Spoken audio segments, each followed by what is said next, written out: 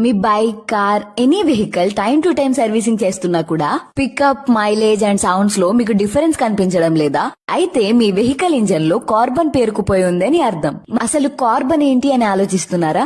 అంటే మన వెహికల్ లో పెట్రోల్, డీజిల్ బర్న్ అయితే వెహికల్ అనేది రన్ అవుతుంది. కానీ అదే పెట్రోల్, డీజిల్ కంప్లీట్ గా బర్న్ అవ్వకుండా ఏదైతే మిగిలిపోతుందో అదే కార్బన్ గా ఫామ్ అయిపోయి వెహికల్ ఇంజన్ లో ఉన్న పిస్టన్ దగ్గర కార్బన్ లా ఫామ్ అయిపోయి పిస్టన్ మూవ్మెంట్ సరిగ్గా ఉండదు.